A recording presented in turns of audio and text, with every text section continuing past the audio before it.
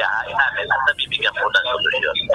At ako'y umaasa rin sa ating bagong nalihim na magkita kami at pag-uusapan namin kung ano ba ang mga dapat magawa at kabubuti pa na sahanin ng transportasyon lalo na sa ating natin.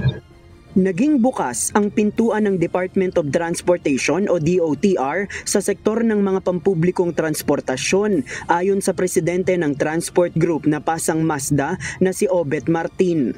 Madalian nila silang nakapagbibigay ng suwestyon sa mga programa ng gobyerno na makakaapekto sa hanay ng mga jeepney operator at driver. Kaya naman inaasahan nila na ganito rin ang magiging pagtanggap ng bagong kalihim ng DOTR na si Vivencio Vince Dizon. Inaasahan ng Pasang Mazda na tututukan pa rin nito ang modernization program ng gobyerno lalo't mayorya na sa mga PUV operator ang nakiisa sa programa. Sa assessment ng grupo, naging maayos naman ang pagseserbisyo ni Secretary Jaime Bautista sa DOTR. Ang kanyang katapatan sa kanyang pagtatrabaho at lahat po ng ating mga problema ibinigyan ng solusyon, kanyang binigyan ng pansin. Ang Transport Group na Manibela naman, umaasa ring magiging bukas sa panibagong dialogo si Dizon.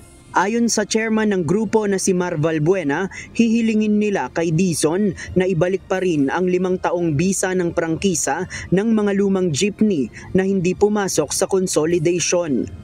Umaasa tayo na mapapakinggan yung mga hinaing natin sa PUBMP sa pagpapatupad at implementasyon nito, na marinig yung ating mga hinaing at matugunan yung mga solusyon na inilalatag po natin sa kanila.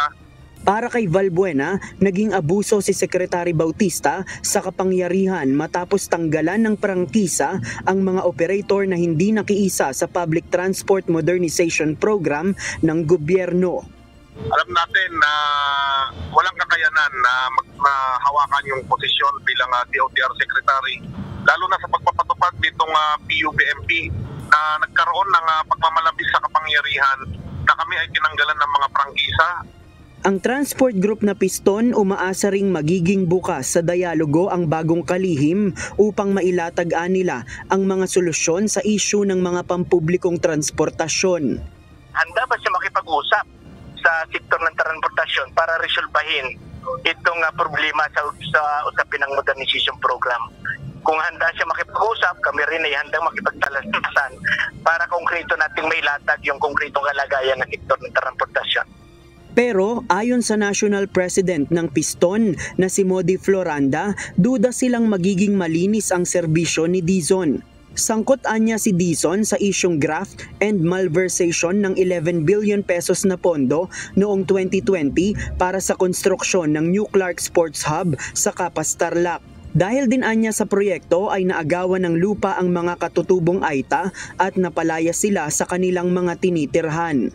Kung pinalayas niya yung ating mga mismong mga kababayan, para bigyan daan yung interes ng malalaking mga negosyante at malalaking dayuhan para makapagtayo ng mga negosyo sa bahagi ng Luzon.